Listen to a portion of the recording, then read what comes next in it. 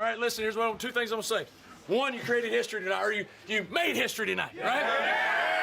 Yeah. So listen, 9-0, 9-0. No team has ever been 9-0 in the history of this university. Outstanding. That's great. Secured home field advantage. Outstanding. Like I said earlier, those are just checkpoints. That's right. Coach Corn? It's just a checkpoint. It's just a checkpoint. Get them up. Get them up.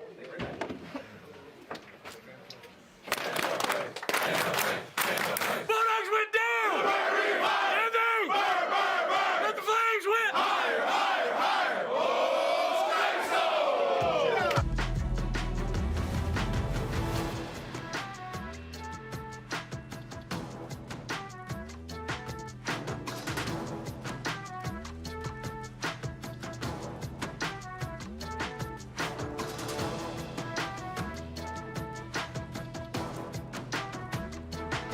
Welcome to Flames Central Game Day on the campus of Liberty University, brought to you by Earthright Mid-Atlantic, solar and energy efficiency. Hey there, friends. Welcome to the Mountain Stretch Drive of the regular season. Rhett McGibbon here alongside Pat Kelly and Reginald Walker Jr.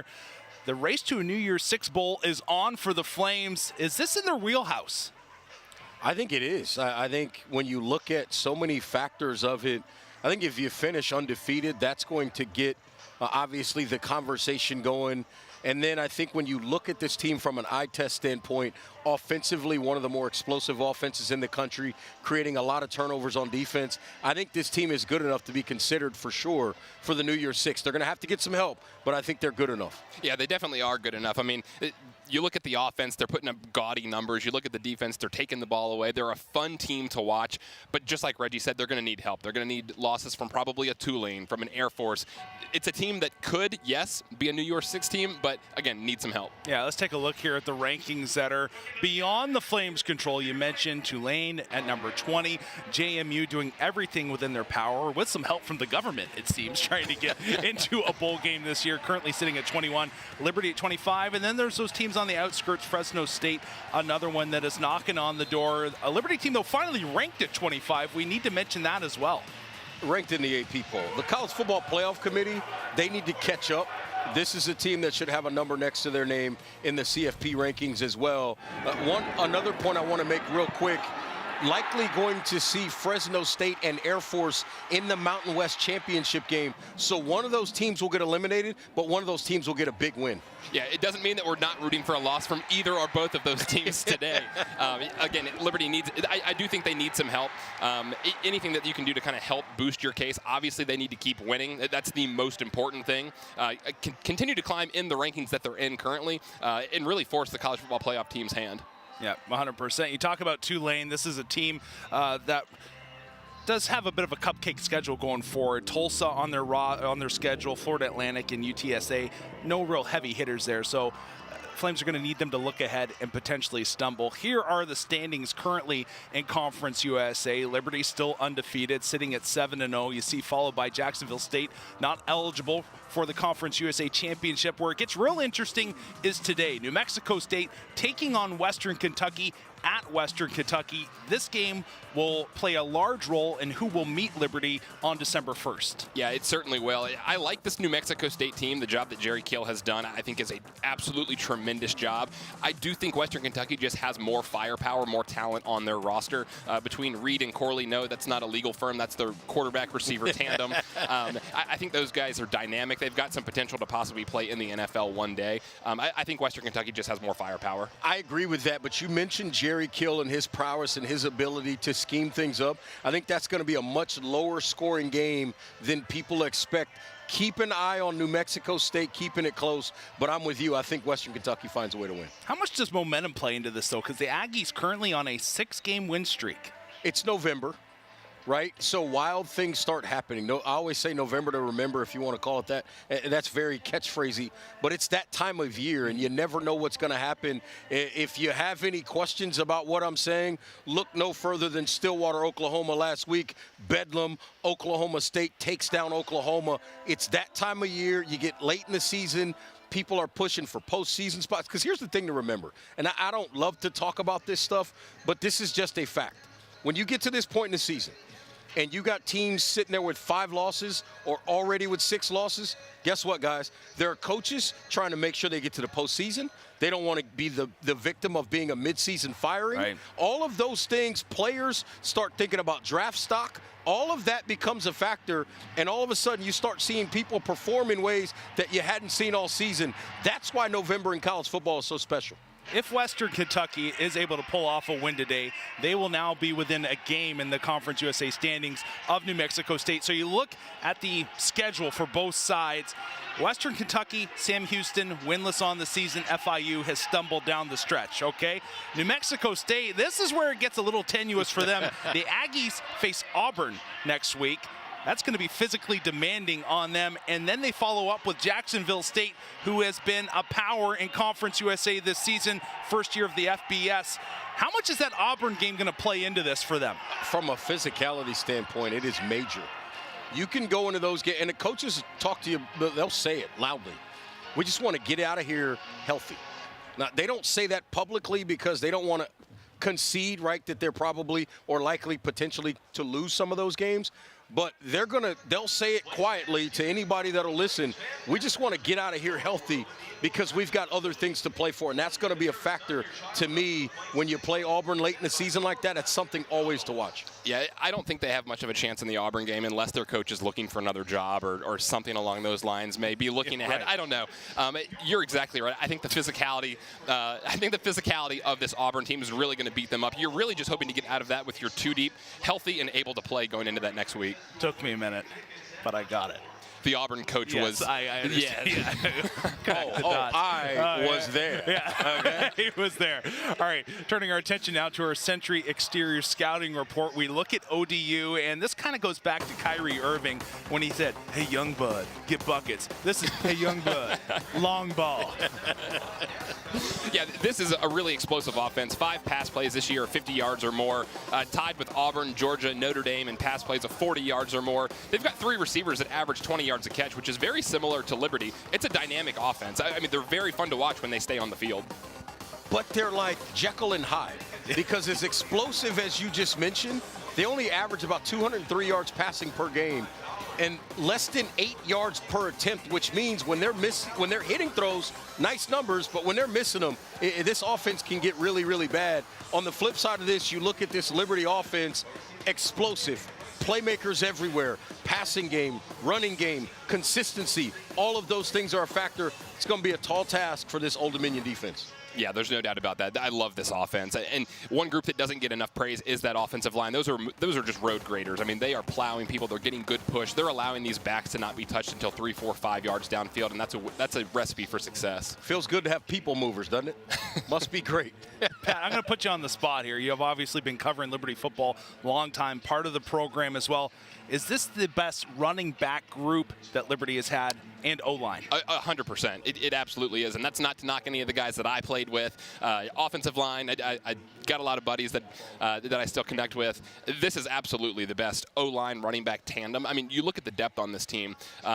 You've got guys from Wake Forest, guys from Arkansas. You've got Billy Lucas that's come in. You've got Vaughn Blue, the freshman, who's been hurt. I mean, there's just loads of depth, and each one of them average over 5 yards a carry. So, in my opinion, the results speak for themselves. They're 65 yards away from the single-season rushing record, and there's still 3-4 games left to play. They're going to just demolish that record. But, yeah, I think this is the best O-line, best running back group in the mix.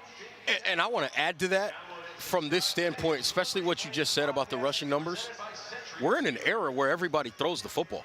This is not like you don't run the ball like this all over the country. This is not normal anymore. They're still doing it at a clip that is ridiculous as you look at this team right now. Yeah, it's going to be a lot of fun to watch. Run game has been spectacular this season for the Liberty Flames. We spoke about both sides' offensive attacks. Now we'll look at the defensive side of the ball. We go up into the booth with Matt and Joe. Yeah, what's up, guys? You guys talking about this Old Dominion quick strike offense. That's been all the talk this week leading up to this game. Joe, the Liberty defense, they've surrendered 300 or more yards passing each of the last 3 weeks. What can they do to slow down the Monarchs here today? Yeah, they got their hands full. But however, with that being said, this Monarch offense isn't real complicated. They're going to run the ball between the tackles. They're going to try to hit you horizontally in the bubble screen game and then break runs that way. And then they're going to take shots downfield. So The health of Liberty's secondary is going to play a very important part in this. If they feel as if their guys are healthy enough to play man coverage, they're going to play a lot of man coverage and try to bring heat. If they got... You're going to see them playing a lot of cover 2 to get those corners up tight to be able to stop those quick bubble screen game and then be over the top.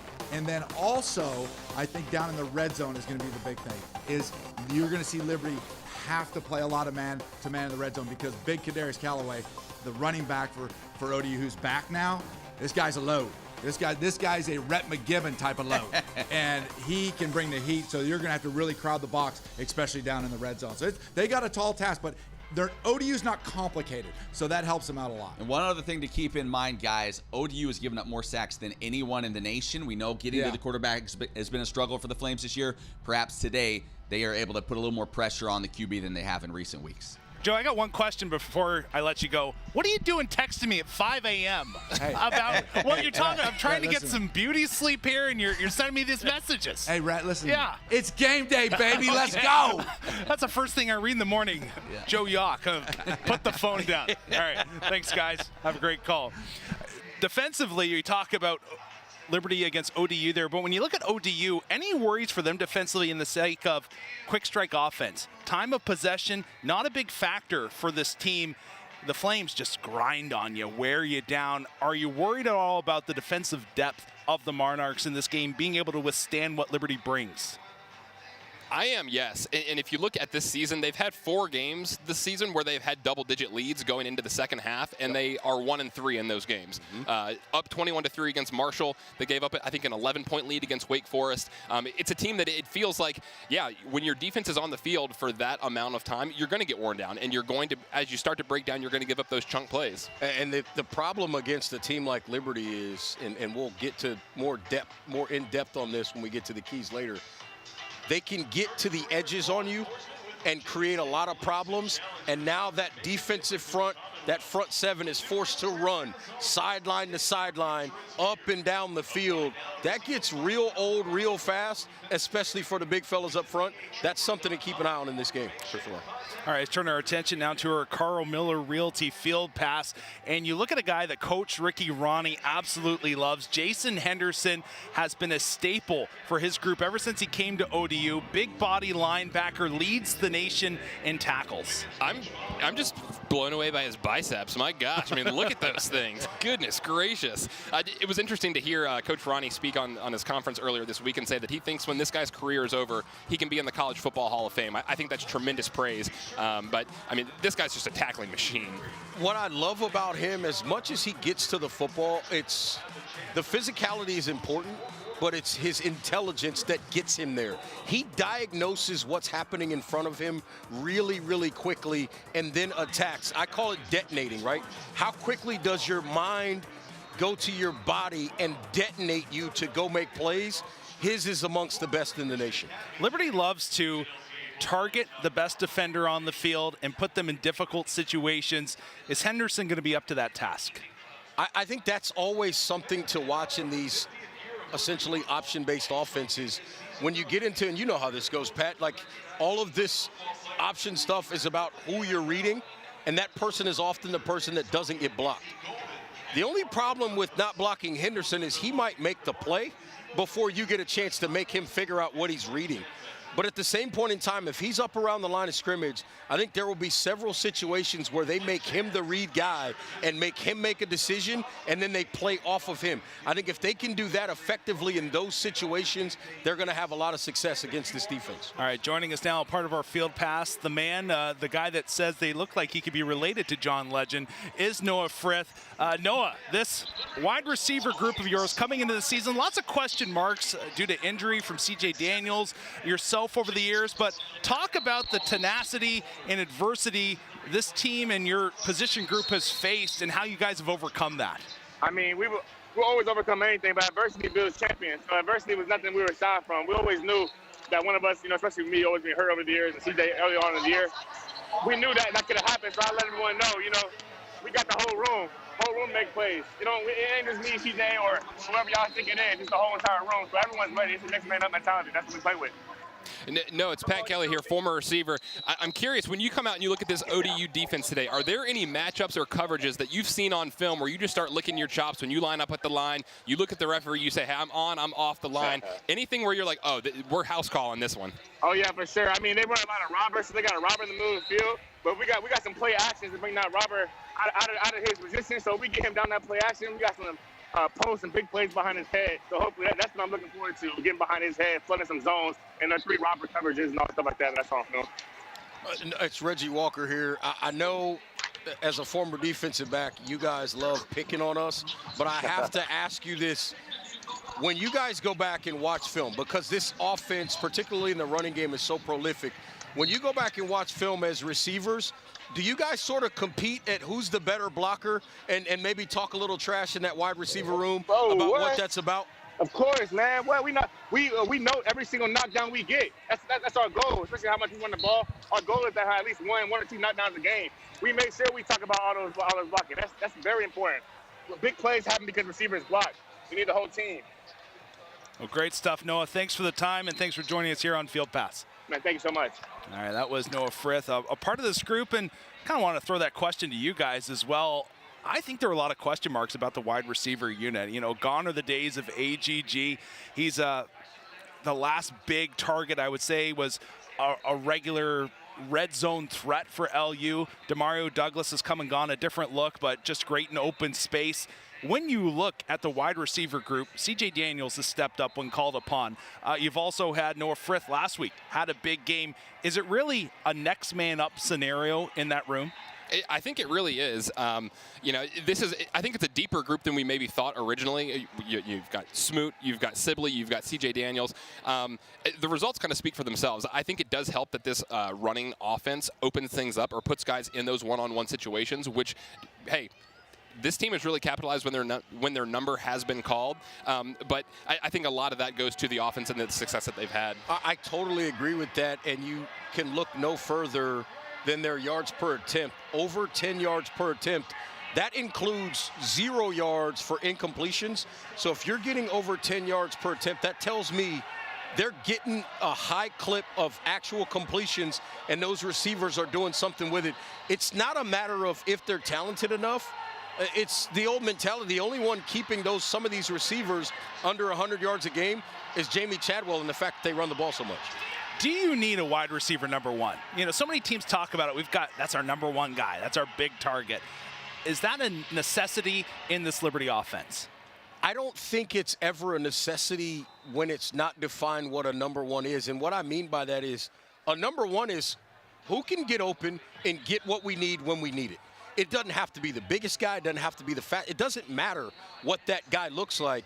Guys like PK, Pat Kelly, were guys that got on my nerves because they figured out how to get open, which means, guess what? He's a number one. If you can get open at will, you're a number one receiver. So I think sometimes that notion of number one receiver gets a little bit sort of blown out of proportion, and I think what it comes down to, and even coaches will tell you, balance is about you have to be able to run it when you want to run it and throw it when you want to run it. Being a number one receiver is about being able to get open whenever you need to get open.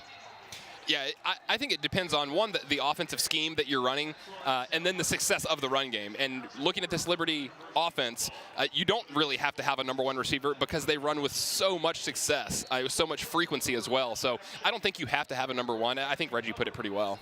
All right, let's go inside the numbers now with Freedom First. We're going to look at Grant Wilson, quarterback of the Monarchs. An interesting year, to say the least. 5 interceptions in his first 4 games, none in his last 4, 6 touchdowns as well in his last 4 games. Yeah, it seems like he's coming into his own a little bit.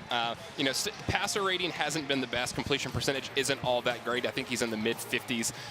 It's a guy he struggled a little bit, but it's hard to say, or it's hard to not struggle when you're getting sacked as much as he is. Wake Forest sacked him 10 times. Texas A&M Commerce sacked him 8 times. No, that's not Texas A&M Aggies. No, that's Texas A&M Commerce sacked him 8 times. He's been sacked the most in the NCAA. When we turn the table here, Caden Salter has just had a tremendous season. You look at the numbers, but I've got some questions, okay? And I want you to give me a check if you agree he's accomplished this feat. I think coming into this year, people are like, all right, does he have the arm talent?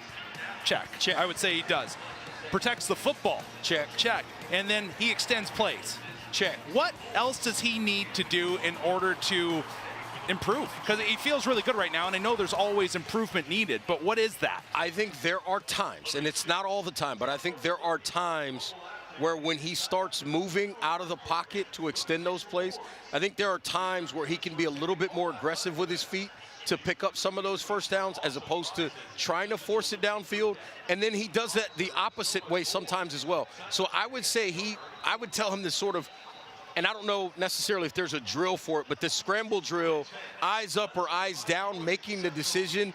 Sometimes he tends to make the opposite decision of what the film may dictate, and you want to see him get a little bit better at that. I think my answer for Salter would just be consistency. So he's laid it all out there. Like you just mentioned, he's got the arm strength. He's taking care of the ball. He's making these explosive. Just be consistent. Make the throws that you're supposed to make all the time. That's what the great quarterbacks do. So for me, I boil it down to that one word, and it's consistency. People love draft analysis and projecting where people are going to be in the league potentially. But you look at Caden Salter, let's say he goes into next season, 2024, has another year like this, perhaps even better. Where is he going potentially in an NFL draft? I think here's why that's such a difficult question. I love the question. That's why I asked it. Yeah. That's why I love you, Rick, because you ask great questions. But I think the thing that makes that such a difficult question to answer is who's going to need a quarterback in the NFL at that time? Yeah. Because the fit and the scheme are so important. So many people right now, let's use Brock Purdy as the example, Mr. Irrelevant. Some people are like, how is he able to figure this out so fast? Well, number one, he started, I think it's 48 games in college. When you play that many snaps, you're comfortable, you understand what it is you're seeing. It's not a bunch of aliens moving in all different directions at the NFL level in front of you. So that's number one. But I think the other thing is the scheme fit. He's got McCaffrey and Deebo Samuel and all these different playmakers. Just get the ball out of his hands and let those guys do the work. What you don't want is a guy like Caden Salter who has good ability with his feet and good ability to scramble and extend plays. What you don't want is them asking him to stand back there in the pocket and throw the ball 50 times down the field, and they're not moving the pocket at all, and they're not adding the run game, whether with his own legs or the running back into the scheme as well. Yeah, it's well put by Reggie. I think you mentioned it's going to come down to what's a team need, and then it's going to come down to the scheme. I think of like a Tom Brady. Tom Brady would never obviously be a Lamar Jackson or in a Lamar Jackson type of an offense. So it's going to come down to the need of a team in the scheme that they run. Well, it's going to be a tall task for the Monarchs today to guard Caden Salter and this Liberty running game. To hear from their head coach, we go down to Emily, standing by with Ricky Rahne. Coach Rahne, you told us earlier this week that you like the way Grant Wilson is operating the offense. What are some highlighted parts of the game plan that he needs to focus on to be successful against this Liberty defense? I think he's just got to get the ball out on time, be accurate. They play a lot of man coverage, so that's just about ball placement and things like that. And he just got to trust what he sees and go with it. So, I think that's what he's been doing well the last couple games. You had a lot of compliments for this Liberty rushing attack. What are some of the keys to slow them down? Jason Henderson? Well, that's one of them. But I think that really it's about, having your eyes in the right spot, hitting your targets with your hands, and then tackling. I mean, it's basically you got to play old-fashioned football to stop this team. Do you have an update on Kadarius Callaway's status for today's game? Yeah, he should be ready to go. We're looking forward to getting him out there and watch him play. Coach, thanks for your time. Best of luck today. Thank you. Got to give Joe Yock credit there. He's breaking that news earlier than even the coach about Callaway coming back in this game. I think that is going to be the big factor in this game is their ability to stop the run. You heard Coach say that, and obviously Henderson's going to be a big part of it. But I have not seen one man this season that has been able to slow down the Liberty run game. It's been tough, and one of the, hallmarks of this offense is you want to make the defense play slow. You want to make them think. One of the things that Coach Rahne said earlier in the week is we can't be hesitant. I think one thing that you're going to want to see from Liberty is put guys in conflict. So if you're running at Henderson, make him play slowly. Don't let him, get going downhill. Put him in conflict. Make his brain start thinking, because when you make athletes start thinking and thinking and thinking, things can go wrong. You're absolutely right. And what I would tell people to keep an eye on today, when you watch this football game, look how many times defenders' feet stop mid-play. If a defender's feet stops, he's got a problem. Uh-oh. And anytime your feet stop as a defender, you're in a mode to where you're accepting what's getting ready to happen as opposed to dictating what's getting ready to happen. And when that happens, your instincts are gone, all of that goes away, and it's all up here. And when it all goes up here and it's not natural and it doesn't just detonate, as I mentioned earlier, you're going to have some problems. Yeah. We'll have to see if the Liberty Flames are able to put the Monarchs in that position today. All right, turning a corner now, our Oasis matchup spotlight. We hone in on the ODU O-line and the issues they've had in the sacks department. They've allowed 47 sacks, most in the FBS, 270 yards lost on sacks, second most in the FBS. That's tough sledding. Honestly, when you look at those numbers, in my mind, I'm impressed that they're 4-5 on the year. Yeah, I mean, they have faced some stiff competition, but you're exactly right. I mean, other teams are just getting really good push. One team that I enjoyed watching was JMU. They do have some freaks coming off the edge, but they really have struggled to keep Wilson upright this season. Listen, you said it, over 5 sacks allowed per game. That's why when you look at this offense, as explosive as they can be in the passing game, guys, they've only gotten to 30 points twice this year. With all the big plays they get, and the main reason why is because those big plays are to clean up sack situations. So I think if you confuse, obviously, this offensive line, they don't know where everybody's coming from. It creates a lot of problems. You get them behind the chains, you can get them off the field. Facing the ODU O-line today will be the Liberty defensive line. And Flames fans are used to a really potent D-line that gets on the quarterback. Has not been the case this year. 17 sacks, that's tied for 84th in the nation. 76 quarterback hurries. What side do you see this favoring? If you're a championship team, if you're a New Year's Six level defense, today is the day you've got to prove it if you're Liberty, and it's got to come from those guys up front. They've got to push the pocket, collapse the pocket, create chaos. If they're not up around that 4 or 5 sack number today, then there's some concern about how good this team can be in big spots in championship moments later in the year. You guys want a fun fact from last year? Yeah. This LU defense last year had 6 guys with 4 or more sacks this season. Can you guys guess how many guys have 4 sacks or more this year? None. Say none, yeah. The answer would be 0. Right. So they did lose a lot of talent. They're not getting the same amount of push. It would, of course, love to see today be that day, especially against a struggling offensive line. I think Joe said it. You're going to see some man coverage, and you are going to see them come after this quarterback because this line seems to be a liability. And it's a scheme difference, too, on defense for Liberty and all defense. And right? No pun intended. In defending them a little bit, this is a different scheme, and it's not as much about creating that as much chaos in the backfield.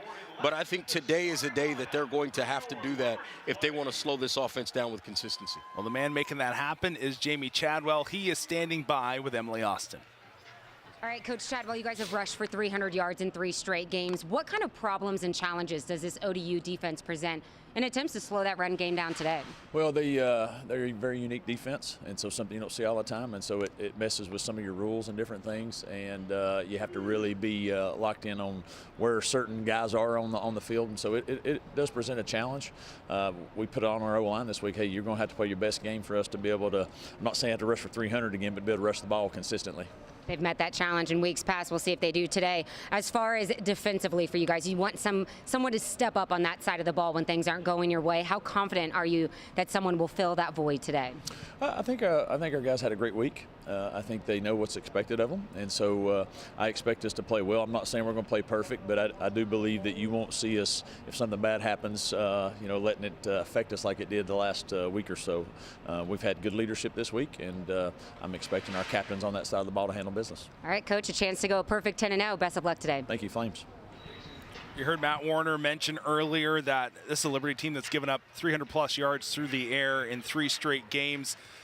Is that a worry for you? You heard, Coach speak there that, all right, we've had good leadership this week. This is something we're trying to rectify. But still, I think in the back of your mind, if you're an LU fan, you have a pass-heavy team here that likes to throw the long ball, you're probably a little anxious, wondering, okay, are they going to be able to expose us in areas? I would be concerned, Reggie. I'd be curious your thoughts on this, but I would be a little bit concerned. What I'm going to be looking at today is the corners and the safeties. I want to see communication. Yep. I'm going to be looking early in the game. Are we communicating? Are we passing guys off? Are we getting good communication across the board? Because that's going to go a long way, I think, in this game. But if I'm a Liberty fan, the last 3 games do speak for themselves. I think you do have a reason to be a little bit concerned until they prove otherwise. I think the way you said that is perfect. You said a little bit concerned because you don't want to give up those kinds of yards. But let's also understand scenarios and situations. This has been a dominant football team with an explosive offense. A lot of the passing yards they've given up have been later in games because they're up and people are trying to throw to get back in games. So that's a little bit of that. But I'm with you. If you're communicating properly, passing things off in certain zone situations, you got the help over the top in man situations, I think they'll be fine. What the other piece of it is, this is an aggressive defense. We know about all the interceptions. Sometimes when you're that aggressive, you're going to miss some of those opportunities at interceptions, and they're going to turn into completions as opposed to maybe just knocking the football away or getting the tackle right away and not trying to get the big hit, which turns into a missed tackle and a catch and run type situation. So I would be a little concerned, I think is the perfect way you said it, but I wouldn't be worried that this is going to be overly detrimental at this point. Guys, one thing that I would say to look out for today, and Joe mentioned it, they're going to throw some of these bubble screens on the outside, and that's going to make the secondary start to suck up just a little bit. That's when those shot plays start to happen. You see some phonies, some double moves. So I'd say watch out for that today. And the corners and outside linebackers have to tackle in space. Well, hey guys, every sack is a sack to give back this season. Food Lion Feeds will donate 1,000 meals to a neighbor in need for each Liberty sack this season. Hey, still to come, Emily Austin joins us and talks to Eric Henry about Conference USA. Pat and Reggie named their Segra Impact players, and we give you our keys to the game.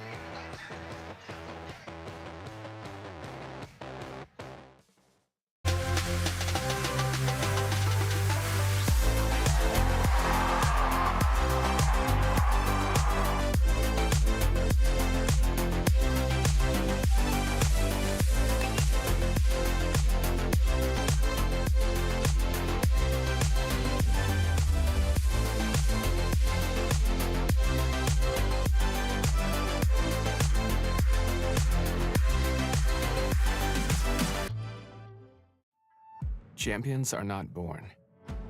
They're made of moments. At Liberty University, we push ourselves in the classroom, on the athletic field, and in the community to go beyond our limits and reach the world for Christ.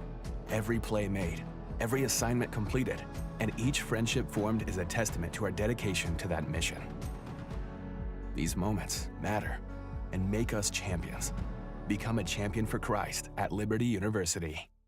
At Liberty University, we believe that learning is a lifetime pursuit, from kindergarten to PhD. Through Liberty University Online Academy, we provide K-12 students the flexibility of a fully accredited online Christian education. And whether you choose to study online or on our world-class campus, you will be challenged both academically and spiritually by our 700 programs of study. So whatever stage of life you're in, you can train to be a champion for Christ at Liberty University. Yeah, I loved being at Liberty. It changed my life. Everything I thought I was going to do got just wiped off the map, and God redirected me right here on this campus. Like I came here thinking I wanted to be a professional golfer.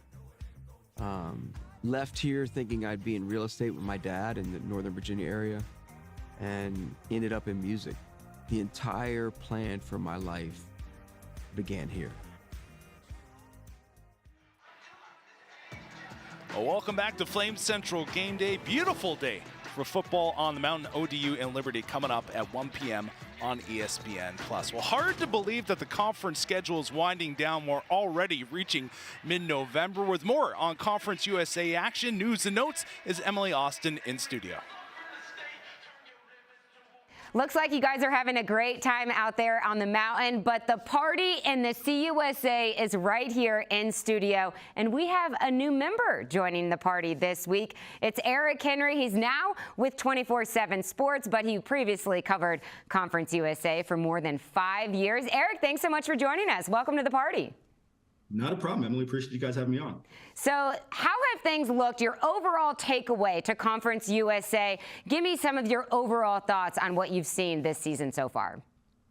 You know what, Emily? It's kind of been the season that I think some people entering the year kind of anticipated. Really depends on where you felt, right? When you take it Liberty being the head of the conference, a lot of people in my mind were really questioning how would they fare in conference play? How would they fare having to go through an entire conference slate? You take a look at Jamie Chadwell's club, and he's managed to pick up that success. Of course, you guys know down on the ground, Caden Salter being one of the more efficient quarterbacks in all of Conference USA, and that's a staple of his offense going back to his time at Coastal with the Grayson McCall days. So Liberty, you say, is right on par. But the rest of the teams, again, it really depends on where you fall. Western Kentucky somewhat hasn't met expectations this year, and that's been kind of, at least in my mind, Emily, expected a little bit when you talk about the level of transfer portal losses they've had. Definitely a lot to make of in Conference USA, but in my mind, it's kind of fallen right where you expected with Liberty and Western Kentucky and those teams heading the pack. With Western Kentucky, like you said, the Hilltoppers have kind of cornered themselves in a position where must-win game here at New Mexico State. Who do you see presenting the most challenge for Liberty in that conference championship game? All right, well, I'll take it from the Western Kentucky side first. They are by far the most explosive team. And despite the fact that, the 5-4 record, don't let that fool you in my mind. You still have Austin Reed, you still have Malachi Corley. That's arguably the top quarterback receiver tandem, not just in Conference USA, but all of Group of 5 football, right? So you know what you're getting with them. The issue with the Hilltoppers has been defensively. If you take a look back, back to 2020, they had defensive coordinator Clayton White, who's now at South Carolina, really developed a culture of defense. Now, since, Tyson Helton and company have gone to the air raid, defense has been a bit of a struggle, and that's really come home to roost with, as I mentioned, those aforementioned transfer portal losses. Now, on the flip side, with New Mexico State, Jerry Kill, well coached. I mean, just talk about one of the more, just great stories in college football. That's a program that under Doug Martin, no disrespect, but they've been bad. They had not made a bowl game in over a decade. Jerry Kill comes in, is able to really reignite and rejuvenate that program, and they've been 14-5 in their last 19 outings, really spearheaded by Star Thomas and Diego Pavia. Quarterback, running back, run tandem really kind of guide that offense, and then they have a couple guys on the outside who can make plays as well. But defensively, that's really their bread and butter and where they come home to roost. So in terms of Liberty, what matchup would I personally rather see? No disrespect to the Aggies. I think, again, you love the rebuild that Jerry Kill has had there in Las Cruces. But I think what gives the potential for the best matchup is Western Kentucky at their best versus Liberty at their best. Regardless of the opponent, I feel like some team is coming to Lynchburg and going to have some revenge sought on the Flames. Okay, looking at the state of the CUSA quickly, who do you think kind of disappointed you going into the season you thought would have a little bit of a better year? Yeah, I'll quickly mention 3 teams. I'll start with Middle Tennessee and Rick Stockstill's club. That's another team, again, that's been hit hard by the portal. They lost a DeCorian Patterson to UCF, and they lose some offensive playmakers. A big thing with them is the run game. Over the past, really half decade, even going back to my time covering the league, they've struggled to find rushing yards from the running backs. They've had to really rely on the QB run game, and that comes home to roost heavily this year. Then you take a look at a team like UTEP. Dana Dimmel hasn't been able to get quarterback Gavin Hardison to really reach his ceiling. And now we've seen over the past few weeks, it's been Cade McConnell starting at quarterback. And you talk to anyone down there on the ground in El Paso, and they'll tell you that Gavin Hardison looks the part of an NFL quarterback. 6'3", 220 pounds, strong arm. But since he's been the starter for the better part of the last 4 years, it hasn't been able to kind of get that consistency. So that's really hampered their chances. And then you take a look at the program that I covered most in depth, and that was FIU. Mike McIntyre, they've been hit by the transfer portal as well. You take a look at their roster, 11 players from last year's team, 10 starters and one backup running back was in the rotation. They hit the portal, and it's been a struggle for them to really build that depth. Disappointments, we'll see what they can do next year, but the reason why they kind of fall in that category for me, Emily, is you can make the argument they've been jumped by 2 of the newer teams of this league in Liberty and Jacksonville State. Eric Henry, I know you're covering the big boys and those Power 5 programs, but I can tell your heart is still in the CUSA. I love to see it. Thanks so much for your time. Anytime, Emily. Appreciate you having me on. All right, guys, we'll send it back out to you on the mountain. Thank you, Emily. Doing a great job today, bouncing her outside and inside. We'll hear more from her in just a moment. FIU, surprised at all in how they had such a strong start to the season but have tailed off? Not really. I had a chance to look at them on film, and I even saw them. I had one of their games last year, and I saw a team that was struggling at the line of scrimmage on both sides of the ball to really be consistent and win the line of scrimmage. That's carried over to this year. They went in the transfer portal and tried to fix that, but it has not necessarily bared the fruit that they thought it would. I don't want to ignore your question with FIU, but that's all right. You do, please do. But my immediate disappointment, and we looked at each other during that segment, and we said Middle Tennessee State. Yeah. I mean, this is a group coming into the season that they lost their starting quarterback, they lost 3 of their top receivers, but I still had super high hopes for this team. In telling on myself here, I actually picked Middle Tennessee State before the season started to beat Liberty. I thought they were a stout defensive group at all 3 levels on the defense, D-line, linebackers, and secondary, and they just haven't been able to string it together. So my biggest disappointment has been MTSU. All right, interesting stuff. Time to turn now to the impact players brought to us by Segra. Keyshawn Wicks, running back for this group, 5.4 yards per carry. Yeah, I mean, this dude's explosive. They really average a lot of yards in the backfield when they can get things going. Wicks is a guy, we talked earlier about Callaway. I think that could be a really dynamic 1-2 punch. Averaging 5.4 per carry. He'll go over the 500-yard mark today. Some injuries have hampered him a little bit this season, but yeah, I mean, this guy, he does a really great job. They average 160 yards on the ground, so nothing to sneeze at there. And then as we move on, Lamarian James, 33 tackles, an interception. When I see his highlights, I'm like, keep your head up, kids, because he's a hard-hitting corner. He is. He's physical at the point of attack. What I like about him is he helps in the running game, and that's going to be very, very important in a game like today when you deal with Liberty, the way they can get to the edges with Cooley and the rest of those backs, and Salter as well. He's going to have to be there in the running game, and then special teams, creating opportunities for good field position. They're going to need that from him today. As we move on to the Flames, Brandon Bishop, would you say the hidden weapon on this Liberty secondary? I don't know if I'd say hidden weapon. I mean, this entire secondary, none of them are hidden, it doesn't seem like. I mean, they're doing a terrific job. This guy, he'll stick his nose up in there. He'll smack you in the face. When you look at some of the credit that other guys have gotten, though, Singleton, sure, maybe we can say he's a little bit of a dark horse. It flies under the radar just a little bit. Underrated, yeah, we'll say that. And then Kendi Charles, when you look at him and the sacks that have been given up by ODU this season, is it a day for him just to eat? I think so. I think this is breakfast, lunch, dinner, 4th meal from whatever restaurant serves late night meals, all of that. I'd like to see him get at least half of what he already has in sacks. He has 3 sacks so far this season. I think he's got to have at least 1.5 today to have the kind of day that he needs to have and be impactful. Guys, one could say that the late night meal could come from Kendi's. Hey. Oh. Wendy's? Kendi's? Guys, I thought you were going to say Burger King, eat like a king royalty, monarch. I could have went Taco Bell because they have the proverbial 4th meal. But. All right, pop quiz time. This is always fun. And Reggie, I've been, watching on Twitter a little bit. You're getting worked up about Jim Harbaugh. So question number 1, I know punishment has come down, but in your mind, what, if any, punishment should have been given to Jim Harbaugh? Make him wear corduroy pants, not khakis, and be social with a bunch of people for 2 hours. No, in all seriousness, this one's interesting to me because I don't know that I'm that upset about trying to have that competitive advantage with the signs, because I think everybody's doing that in some way, shape, or form. I think what I do have an issue with is the process by which they went about. That's very elaborate. And at the end of the day, as a head coach, you're responsible for whatever happens in your program. So he's got to deal with that. I don't love the way the suspension was levied. Why are you waiting until the guy gets on a plane? Go to his office or make him come to your office and say it to his face. That's kind of my theory on it.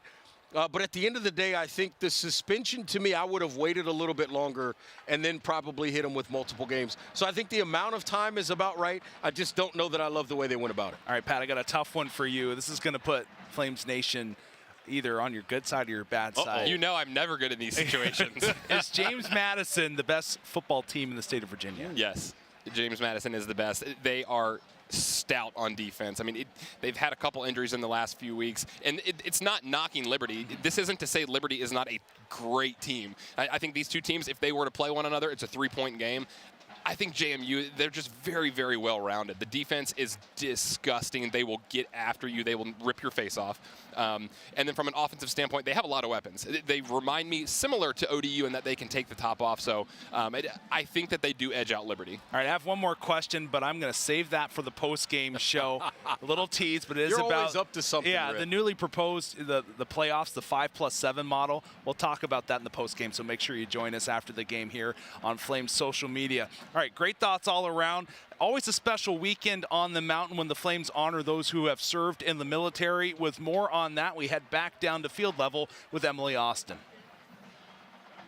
Today we take the time to recognize a day that's bigger than football, Veterans Day, honoring those brave men and women who have fought for the freedom for us to watch, cover, and even play this great game of college football that we all love. When speaking with ODU head coach Ricky Rahne earlier this week, being in Virginia Beach and all those military bases in that area, he said, I don't think that day goes by without a military plane flying over our field. He went on to say, I bet over 50% between the players and the coaches, someone in their families are tied to the military in some way. As far as the Flames, they plan to have a special military appreciation halftime show honoring each branch of the military. All season long, they work with a group called Vet Ticks, where they're able to share their tickets with veterans. Today, over 900 veterans have claimed tickets for this game against ODU and Liberty. All right, kickoff just moments away. We'll be right back after this. There are a lot of different universities around the world who facilitate different spiritual growths, but within Liberty, it's not just something we do, but it's everything we do.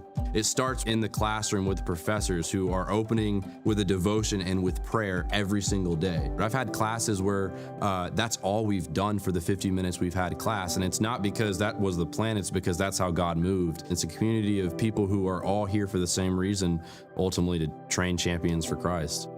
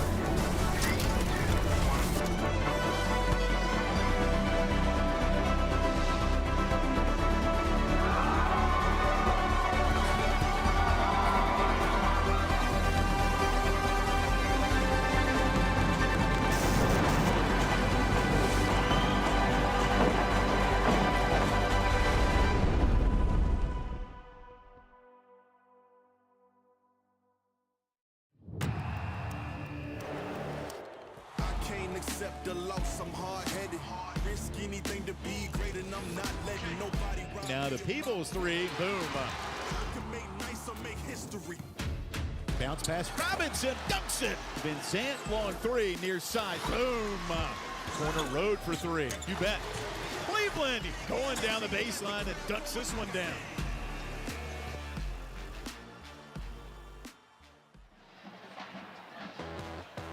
Military Appreciation Day on the mountain. Welcome back to Flames Central Game Day. Reggie, I know a special day for you with your dad serving in the Navy. Shout out to Reginald Walker Sr. Pops, 20 years in the Navy, retired Navy chief. Appreciate you. Everything I got in my life is because of what he did through the military, so thanks, Dad. Yeah, awesome stuff. All right, let's turn now to our keys to the game. Reggie, start us off here for ODU. Yeah, when you look at this ODU team, I think it's very, very imperative that they win first down, and that's on both sides of the ball. If you're behind the chains on offense, your shot plays become predictable, and you can't take those. If you allow Liberty to get ahead of the chains on their side of the ball offensively, they're dictating to you. So you have to win first down if you want to come away with a win. I think the second thing is you can't run track. Don't run track. What I mean by that is don't let this game get up into the 40s, because this is an ODU team. They've only been over 30 points twice this year. They don't score a lot of points. They can't keep up with Liberty offensively. And then the last thing I think you better do on defense, if you're Old Dominion, you better set the edge. You better make sure Cooley isn't able to get outside. Caden Salter as well. All these backs and Salter, don't let these guys get outside. Keep them inside where your help is, and then you got a chance to win this game. Pat, I like how you brought a little military theme into here. Bring out the bomb squad. Number one, limit explosiveness. Yeah, dude. Celebrating some military appreciation. That's right. Key number one, you got to limit the explosives. We talked about it a lot today. This is a team that they can run up the middle. I mean, they can get these chunk plays on you, passing, running. So limit those explosive plays if you're Liberty on the defensive side. Second key to the game, they've got to dominate in the trenches. You know, you hear about those big nasties up front. You got to get push. Liberty does a terrific job in terms of allowing tackles for loss. They're one of the best in the country. ODU, on the other hand, not so great. So this is one where dominate in the trenches, get that push up front, and you're going to be all right. And then the last key for the game is just going to be finish the fight. This is something we've seen this Liberty team kind of relax a little bit in the second half of games the last several weeks, giving up 300-yard passers. Got to finish the fight, put this team away when you get the chance. All right, good stuff. Let's turn to our game picks now. Pat, we'll start with you. Who do you have? Once again, a high-scoring affair. I think it's going to be this Liberty team continues to put up points. I've got Liberty 37, ODU 24. And remember what I said a minute ago about the score and ODU getting to 30? Liberty 31, ODU 20. I don't think they can get up over 30. That's going to be the issue. I like Liberty in this game at home. If you're holding them to 20, are you saying is Liberty breaking through in the sack department, or is Pick City back? I think or both. The sack department starts Pick City, because if you get them sped up, they start just trying to get rid of the football, and we know that you can force some turnovers and force some mistakes from this offense. I think Liberty, if they're winning at the line of scrimmage and getting to the quarterback, they're going to get some mistakes thrown to them too. Awesome stuff. Hey, a reminder, we will be on at halftime on ESPN+. Make sure you tune in there as well. We will be back post-game as well. Right back here, about 15 minutes post-game, we will be on Flames social media. Until then, Flames are looking to climb the national rankings with a win over the Old Dominion Monarchs. Tune in at 1 p.m. on ESPN+. Matt Warner, Joe Yock with the call.